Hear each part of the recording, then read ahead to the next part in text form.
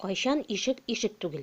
Сирәк кенә булса да, бер нинди максатсыз, аякларны йөртер, башны җилләтер өчен өйдән чыгып, шәһәрдә сафа сөрергә, күптән таныш урамнарда йөреп кайтырга вакыт табыла. Мөгаен, юлда сез яраткан кафегызга барылырсыз, яраткан парк сукмагыннан үтәрсез яисә кибетләрнең витриналарын күзләрсез.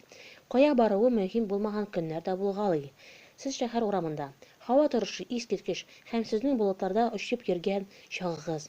Кайсыдыр мизгелдә сез моңарчы йөрмәгән урамга борыласыз.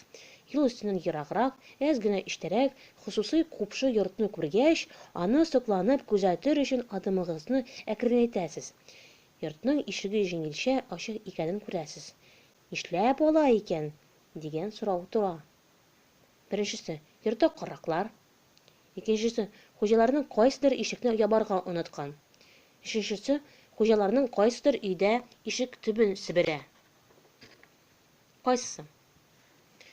Кайчан ишек түгел тестына аңлатма. Яисә комментарий. Ишекләр ике төрле мәгънәгә ия. Алар кая булса да узарга хезмәт күрсә дә, яки бер киртә булып тора. Аерым алганда, ишек ул өйне саклауда беренче линия. Ул йортта яшәүчеләрне тышкы дөньядан, төрле көтелмәгән хәлләрдән саклый. Әгәр ишек ябылмыйча калганын күз алсагыз, димәк сез көчсез, сакланусыз калучыны күрәсез. Аң дәрәҗәсендә сез үз-үзегезне ишекләрнең ничек ябылмыйча калганын аңлаттыгыз. Җавабыгыз сезнең ни дәрәҗәдә ачык булуыгызны һәм тирә-яктагы кешеләргә үзегезнең юашлыкны күрергә рөхсәт иткәнегезне ачыклый. Беренчесе. Әгәр йортта караклар икән. Нәрсә генә булмасын, сез моның яхшылык белән төгәлләнмәячәген төгәл беләсез. Холкыгызның бу ягы аеруча эшләр начар якка борылыш алганда ачык сизелә. Кризис вакытында сез беркайчан ыгы-зыгы килмисез, чөнки паника сезне баштан-аяк параличлый. Киләчәктә кризис халәтенә юлыксагыз, башыгызны югалтмаска тырышыгыз. Берничә тапкыр тирән сулыш алыгыз да 10-га кадәр санагыз. Аннары тыныч кына ушыгызны җуярга да ярый. Икенчесе. Хуҗаларның кайсыдыр ишекне ябарга оныткан. Сез экстремаль ситуацияләрдә үзегезне югалта торган кешеләрдән түгел.